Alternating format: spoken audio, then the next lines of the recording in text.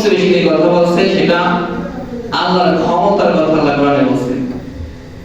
ক্ষমতার কথা বলতে গিয়ে আল্লাহ তাআলা সবচেয়ে বেশি যে উদাহরণ দিয়েছে আকাশ জমিন বানাইছে। কে বানাইছে? আকাশ জমিন বানাইছেন কে? আল্লাহ। বিভিন্ন জায়গায় বানায় পৃষ্ঠায় দেখবেন আল্লাহ তাআলা বলতেছেন, রব্বুল আলামিন বিভিন্ন জায়গায় বলছেন যে আকাশের মালিক আমি আল্লাহ, জমিনের মালিক আমি আল্লাহ। খালাকাস সামাওয়াতি বিগাইরি আমাদিন তারাউনাহা, রব্বুল আলামিন বলতেছেন 21 নম্বর পারা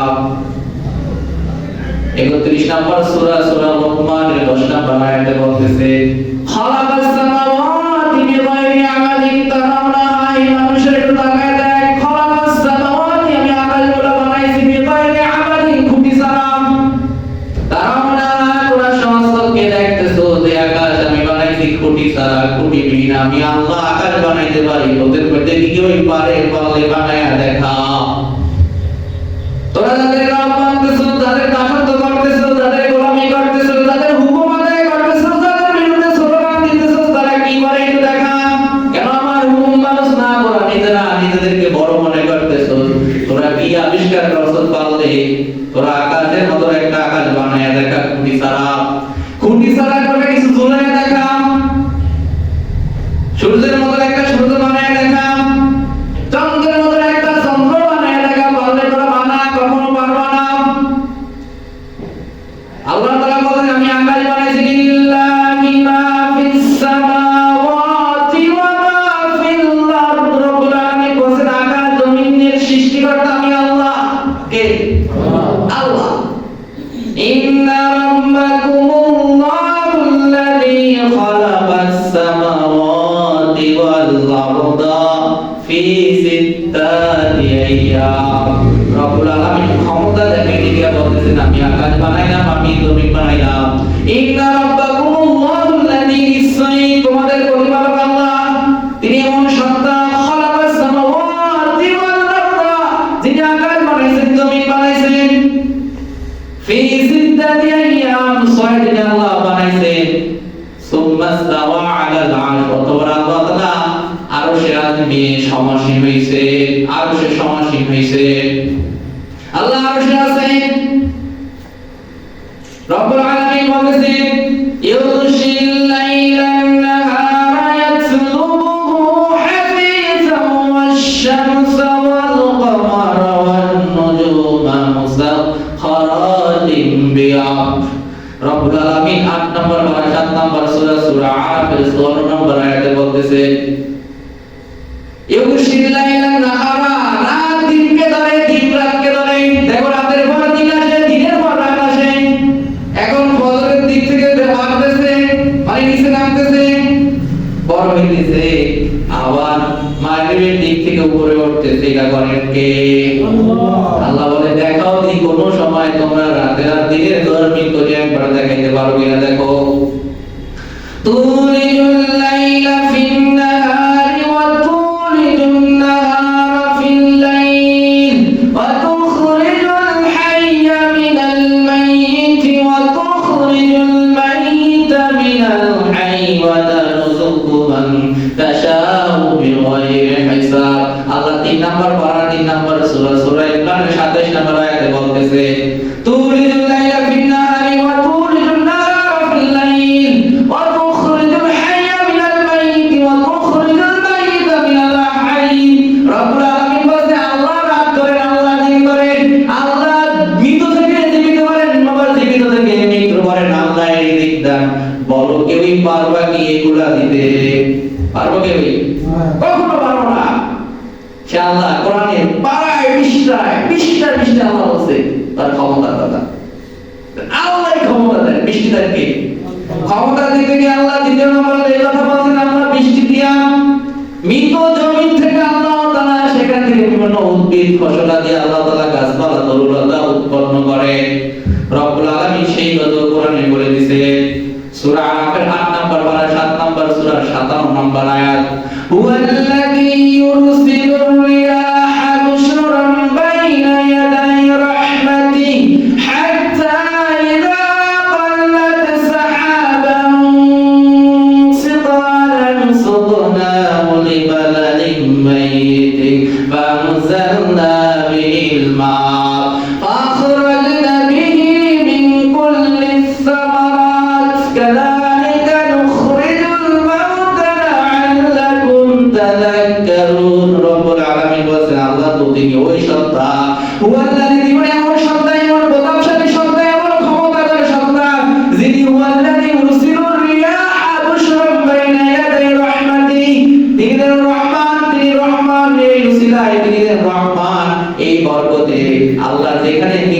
সেখানে মেঘকে বাতাস দ্বারা নিয়ে যায়, তারপর সেখান থেকে পানি বর্ষণ করে, সেই পানির দ্বারা অসংখ্য ফসলাদি হয় যেগুলো তোমরা খাও।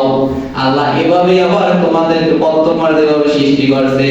আল্লাহ যদি মৃত জমিন থেকে আবার যদি এই জমি তুমি মাটি কাটো, তুমি মাটি কাটতে কাটতে গভীর করতে করতে যদি তুমি হাজার হাজার ফুট নিচে চলে যাও, কোন জায়গায় তুমি গাছ পাইবে না, লতা পাইবে না, তরুলতা কিছু পাইবে না।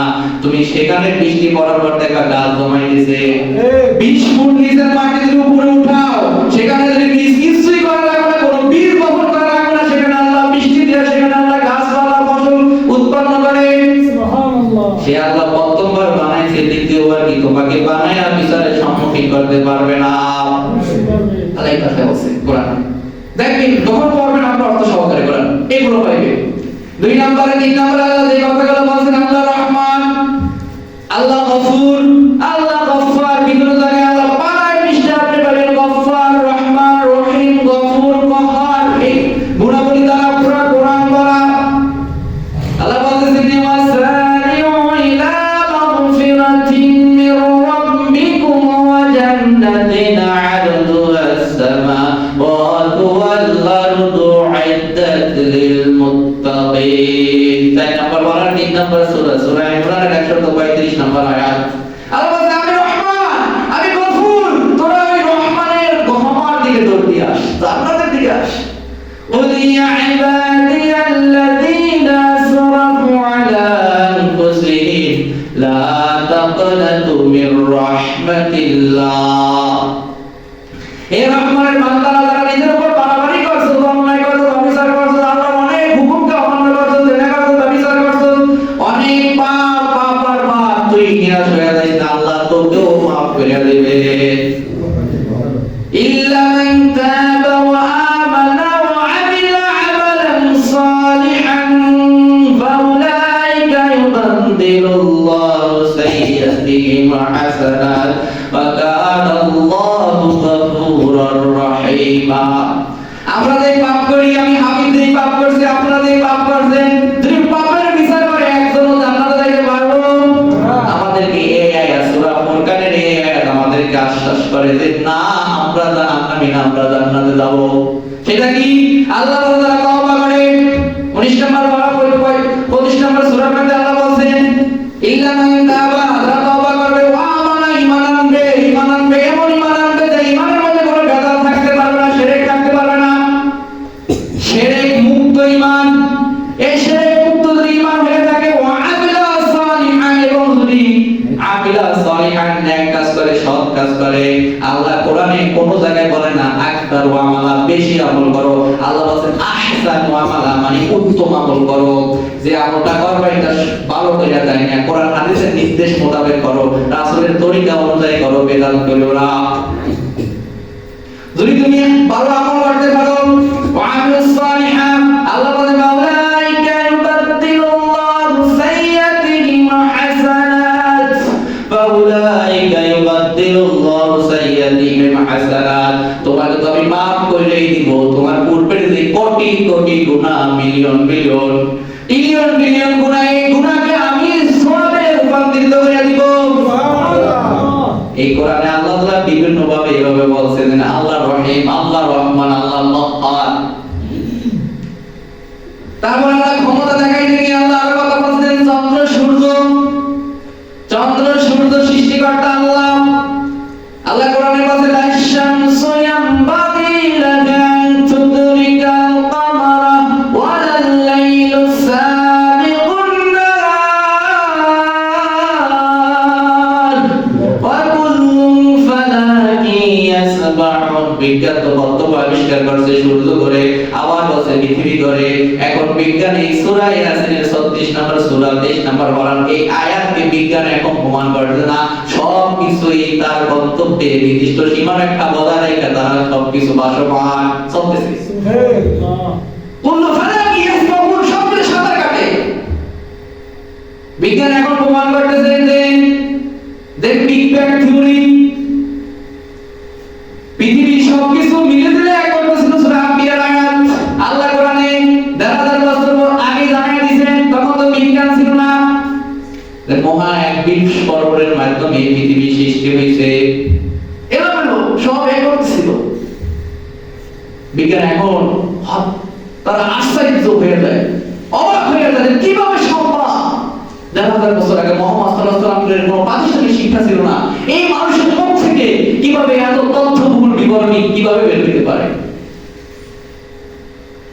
বিজ্ঞানের থিওরি পরিবর্তন হয়, কিন্তু কোরআনের থিওরি কখনো, যদি বিজ্ঞানের কোনো থিওরি কোরআনের সাথে না মিলে মনে করতে হবে বিজ্ঞানের থিওরি ভুল, কোরআনই ঠিক। বিজ্ঞান সঠিক তথ্য এখন পায় না, সঠিক বুঝতে পায় না। এই কোরআনে আছে কি, এক নাম্বার বললাম কোরআনে আল্লাহ কি দেখাইছেন, ক্ষমতা দেখাইছেন। এই ক্ষমতা দেখাইতে কি আল্লাহ তাআলা বিভিন্ন ভাবে বলছেন, বিভিন্ন জায়গায় বলছেন যে আমি আজ জাতিকে ধ্বংস করে দিয়েছি, সামুদ জাতিকে ধ্বংস করে দিয়েছি, আমি অনেক স্বৈরাচারকে ধ্বংস করে দিয়েছি। বর্তমানে আমি দেখাইছি স্বৈরাচারদের কিভাবে পতন করতে হয়, আমি দেখাইছি কিভাবে ফেরাউনকে আমি ধ্বংস করে তোমাদেরকে জানাই দিয়েছি। কোরআনে আল্লাহ তাআলা এরকম কিছু আহকামুল কাসাস, উত্তম কিছু কাহিনী আমাদেরকে নিদর্শন হিসেবে আল্লাহ রাখা দিয়েছে। আল্লাহ বলেন কুল সিরু ফানজুরু কাইফা কানা আকিবাতুল মুকাজ্জিবিন। হে বান্দাদেরকে তুমি বলে দাও, নবী তুমি তাদেরকে জানিয়ে দাও, তোমরা পৃথিবীতে ভ্রমণ করো, যাও মিশর গিয়া দেখো জাদুঘরে ফেরাউনের লাশকে মিশর কিভাবে রাখছি। লোহিত মৃত সাগর গিয়া দেখো, নীল নদ গিয়া দেখো, পুরা নিদর্শন ঘুরে ঘুরে দেখো কিভাবে আমি করছি, আমি পারি। আল্লাহ তাআলা কোরআনে এই কথাগুলো বলছে। তারপর আল্লাহ তাআলা কোরআনে দেখবেন প্রায় জায়গায় জান্নাত জাহান্নাম, জান্নাত জাহান্নাম এই বিবরণগুলো আল্লাহ কোরআনে দিয়েছে। তারপর আল্লাহ কোরআনে এই কথাগুলো বলছেন। আল্লাহ তাআলা কোরআনের কাহিনী বলছেন, কিছু বিধান দিবেন, নামাজ কায়েম করো, সিয়াম পালন করো, হজ করো, যাকাত দাও, পর্দা করো, জৈবকে ইবাদত করো, লজ্জাস্থানকে ইবাদত করো, জিনা করো না, ব্যভিচার করো না। আল্লাহ তাআলা এরকম 500 বেশি বিধান কোরআনের কারিমে দিয়ে দিয়েছে। এটি সম্পূর্ণ কোরআন। আসলে এই কোরআন বললাম না, বুঝলাম না, শিখার চেষ্টাও করলাম না। কি অমূল্য রত্ন আমরা পাইলাম। এই কোরআনের মূল্যায়ন আমরা করতে পারি না, পারতেছি না। কয়েকদিন বলি আজকে সকাল থেকে শুরু করি, আজকে সূরা কাহফ পড়তে হবে, আজকে জুমার দিন সূরা কাহফ পড়তে হবে। রাসূল বলছে এক জুমা থেকে অন্য জুমা দাজ্জালের ফিতনা থেকে আল্লাহ হেফাজত করবে। পড়ছে করি কত অনেক দূরে এই কোরআন থেকে ফিতনা কিভাবে রক্ষা পাইব। আল্লাহ রাসূল বলছেন এবার কোরআন বললে কি সওয়াব লাভ কি, সেভাবে কথা বলবো। আল্লাহ রাসূল বলেন তাআলাতু ফীকুম আমরাইন লান তাদিল্লু মা তামাসসাকতুম বিহিমা কিতাবাল্লাহি আযজা ওয়া জাল্লা ওয়া সুন্নাতুর রাসূলুল্লাহ সাল্লাল্লাহু আলাইহি ওয়াসাল্লাম।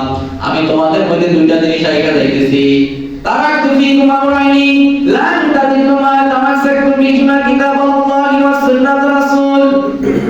একটা হলো আল্লাহর কোরআন আর দুইটা হলো সুন্নাতে রাসূল, আল্লাহর রাসূলের সুন্নাত।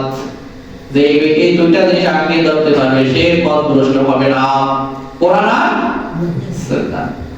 আর উসমান রাদিয়াল্লাহু তাআলা আনহু قال قال রাসূলুল্লাহ সাল্লাল্লাহু আলাইহি ওয়াসাল্লাম, হযরত উসমান রাদিয়াল্লাহু তাআলা আনহু বলেন রাসূল বলেন খায়রুকুম মান তাআল্লামাল কুরআন ওয়া আল্লামা। তোমাদের মধ্যে সর্বোত্তম ওই ব্যক্তি যে ব্যক্তি কোরআন শিখে এবং অন্যকে শেখায়।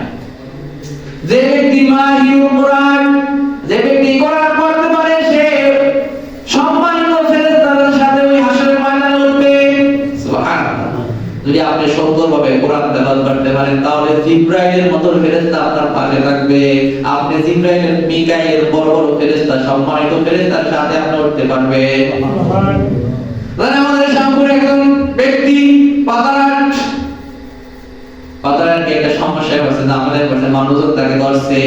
এখন এক শামপুরের একজন প্রভাবশালী ব্যক্তি যাকে পাতারাট মানুষের সম্মান করে, যখন ধরছে মারতেছে কি বলছে কিছে, তখন ওই ব্যক্তি বলছে স্যার অথবা নেতা ওই ভুল করছে, তখন বলছে আমার এলাকার লোক, সাথে সাথে তারা গেছে সাইলেন্স। ওই ব্যক্তি বুঝতে পারছে যে সে কত বিপদে পড়ছে আর এই ব্যক্তি এলাকার মানুষ পরিচয় দিয়ে তার কত উপকার করছে। এরকম হয় না? আপনি যদি সম্মানিত ফেরেশতার সাথে থাকেন আর আল্লাহ যদি বলে, আল্লাহর কাছে বলে আল্লাহ আমার দেখলেই শান্তি, ফেরেশতা জিবরাইলের সাথে বসছেন আপনি, কার অর্থ আমরা যারা কোরআন পড়ে, আর যে কোরআন পড়তে গিয়ে বাইরে পড়ে তার জন্য দুইটা পুরস্কার। কয়টা পুরস্কার? দুইটা। এজন্য কোরআন শিখেন, শিখার চেষ্টা করেন। আল্লাহ রাসূল বলতেছেন, আনাস ইবনে মালিক রাদিয়াল্লাহু তাআলা আনহু বলা রাসূলুল্লাহ সাল্লাল্লাহু আলাইহি ওয়াসাল্লাম, আনাস ইবনে মালিক রাদিয়াল্লাহু তাআলা বর্ণিত, ইন্নাল্লাহি ইয়াহদিনা মিনান নাস, মানুষের মধ্যে কিছু আমরা আছে, পরিবার আছে, আল্লাহর পরিবার আমরা জানি, আল্লাহ ছেলে নাই মেয়ে নাই। তা আল্লাহ বলতেছে মানুষের মধ্যে কিছু আমার পরিবার, তারা কারা? قال يا رسول الله يا رسول من هم তারা কারা? قال هم أهل القرآن, তারা আহলে কোরআন। আহলে কোরআন মানে বাংলাদেশে একটা দল আছে আহলে কোরআন, তারা হাদিস করে না, কোরআন মানে তারা না। আহলে কোরআন মানে যারা কোরআনের অন্তর্ভুক্ত, কোরআন অনুযায়ী জিন্দেগি করে, কোরআন তেলাওয়াত করে, কোরআনের হালালকে হালাল জানে, হারামকে হারাম জানে, তারা কোরআন অনুযায়ী জিন্দেগি পরিচালনা করে, তারাই হলো আহলুল কোরআন। আল্লাহি ওয়া খাসা, তারা হলো আল্লাহর বিশেষ বান্দা, আল্লাহর আমালের অন্তর্ভুক্ত।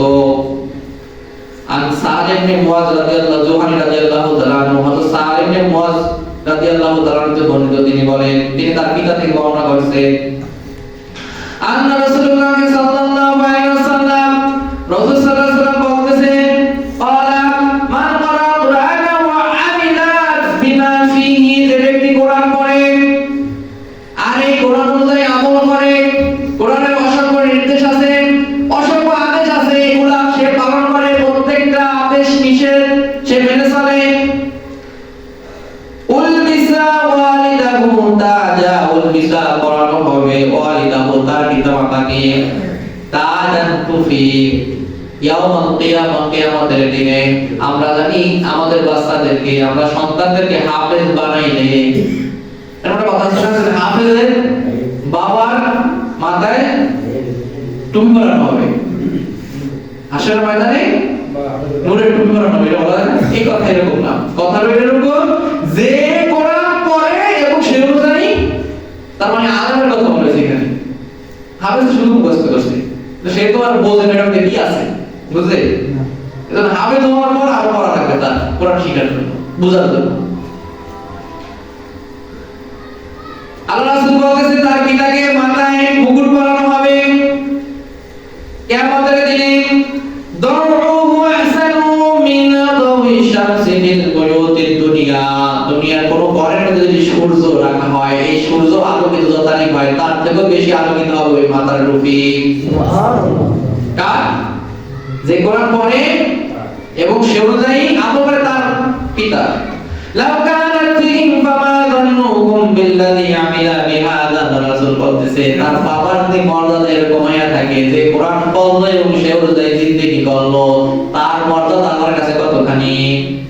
সুবহানাল্লাহ, সুবহানাল্লাহ।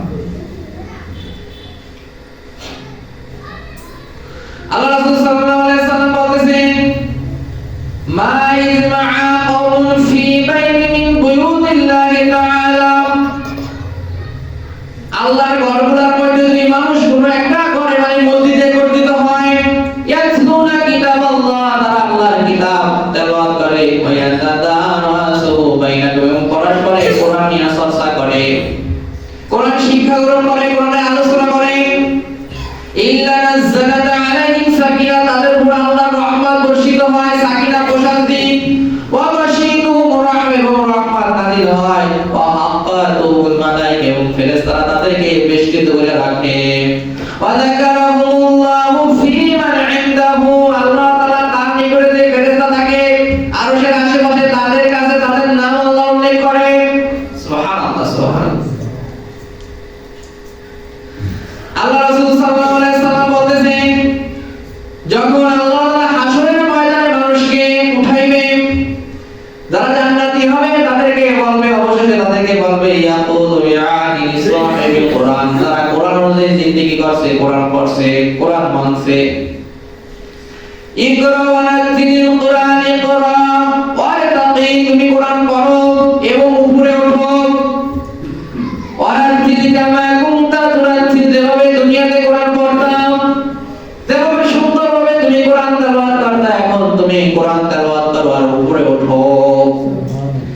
في الدنيا فإن منزلة عند عدلي آية تقرأ بها যেখানে গিয়া তোমার আয়াত শেষ হবে সেখানে তোমার থাকার জায়গা। আমরা দুনিয়াতে তো এই বিশতলার বিল্ডিং এর মালিক হয়ে গেলে অনেক এদিকে টানমনি করে দিন আমার গুলশানে বিশতলা বাড়ি আছে, নিজেকে অনেক গৌরবময় মনে করে। তুমি হাসর ময়দানে আপনার জান্নাতটা সেটা কি হয় 50 টাকা, তাহলে আপনি কত সম্মানিত মনে করবেন? এই 50 টাকা যদি বাড়ি বানাইতে হয় তাহলে 50টা আয়াত আপনার মুখস্থ লাগবে, পড়া লাগবে, মানা লাগবে। যে যত আয়াত জানবে তার তত বেশি মাকাম হবে জান্নাতে। আল্লাহ তাআলা আমাদেরকে সুন্দরভাবে কোরআন পড়ার তৌফিক দান করুন। কেন আসছে কোরআন? এমন এক জিন্দেগি, এমন এক দিন ধরে না কাটে যে দিন আপনি কোরআন পড়েন নাই। না বলে সূরা ইখলাস ইকরার করবেন, কোরআন থেকে দূরে যাবেন না, কোরআন থেকে দূরে যাবেন না। আল্লাহ তাআলা কোরআনে বলতেছে 24 নম্বর পারা 39 নম্বর সূরা সূরা জুমারের মধ্যে বলতেছে আল্লাহু নাযালা আহসানাল হাদিস, আল্লাহ তাআলা উত্তম হাদিস কথা নাযিল করছে, মানে কোরআন নাযিল করছে। কিতাবাম মুতাশাবিহাম মাতানিয়া, যে কোরআনের আয়াতগুলো বারে বারে পাঠ হয়, বারে বারে পাঠ হয়। আর এই কোরআন যখন পড়ে মানুষ, এই কোরআন যখন পড়ে তাহলে তাদের দেহের মধ্যে এক ধরনের শান্তি অনুভব হয়, অন্তর বিগলিত হয়ে যায়, দেহ বিগলিত হয়ে যায়। আল্লাহ বলতেছেন ইন্নামাল মুমিনুনা আল্লাযীনা ইযা যুকিরাল্লাহু ওয়াজিলাত কুলুবুহুম ওয়া ইযা তুলিয়াত আলাইহিম আয়াতুহু যাদাতুহুম ঈমানা যাদাতুহুম ঈমানা ওয়া আলা রাব্বিহিম ইয়াতাওয়াক্কালুন। নিশ্চয়ই মুমিন হলো তারাই যখন তাদের সামনে আল্লাহর জিকির করা হয়, ওয়া ইযা যুকিরাল্লাহু ওয়াজিলাত কুলুবুহুম, তাদের অন্তরে কম্পন সৃষ্টি হয়, ওয়া ইযা তুলিয়াত আলাইহিম আয়াতুহু যাদাতুহুম ঈমানা, যখন তাদের সামনে কোরআনের আয়াত তেলাওয়াত করা হয় তাদের ঈমান আরো বৃদ্ধি পায়। যদি ঈমানকে বৃদ্ধি করতে হয় তাহলে বেশি বেশি কোরআন পড়েন, কোরআন শিখে, কোরআনের অর্থ বোঝে, কি আছে কোরআনে, কেন আসলো কোরআন, কি বলছে আল্লাহ, কি বলছে আল্লাহ। আজকে কোরআন থেকে আমরা অনেক অনেক জান্নাত, আল কোরআন হুজ্জাতুল আও আলাইক, এই কোরআন আপনার পক্ষে অথবা বিপক্ষে সাক্ষী দিবে। কোরআন যদি আপনার পক্ষে সাক্ষী দেয় তাহলে আপনি নিশ্চিত জান্নাত, আর বিপক্ষে দিলে জান্নাতের উপায় আছে? আমরা স্যার কোরআন আপনার পক্ষে সাক্ষী দেব, তাহলে কোরআন পড়তে দিব না? কয়জন কোরআন পড়তে পারি?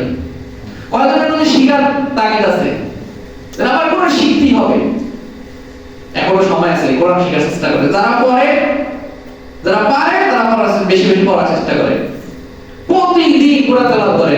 যদি কেউ এই দিলকে নরম করতে চান বলেন হুজুর আমার চোখে পানি আসে না, আর আপনি দিলে কোরআন পড়েন আর অর্থ বলে দেখবেন চোখ দিয়ে পানি বেরিয়ে দিচ্ছে। কি বলছে আল্লাহ কোরআনে?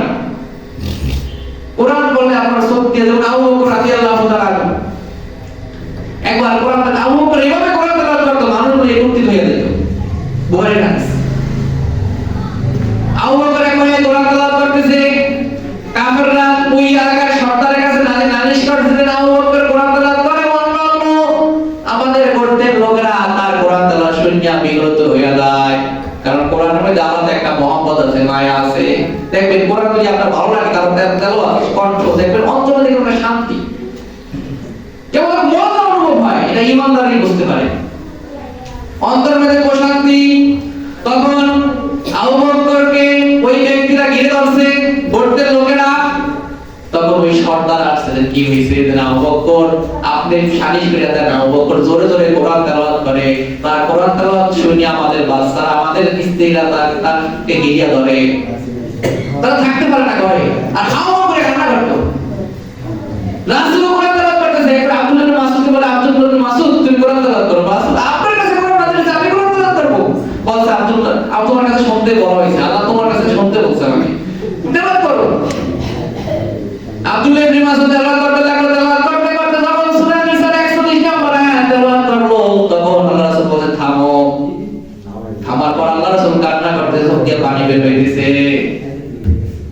এর মানে এর থেকে আমরা কি শিক্ষা পাই যে কোরআন তেলাওয়াত করেন মাঝে মাঝে আয়াতে থামবে যে এখানে কি বলছে। এখন তো মোবাইলে আছে কোরআন তেলাওয়াত দেখা যায়, কি বলছে আল্লাহ কোরআনে আছে, দেখেন অর্থ দেখেন কি বলছে আল্লাহ কোরআনে, আর করতেছি কি।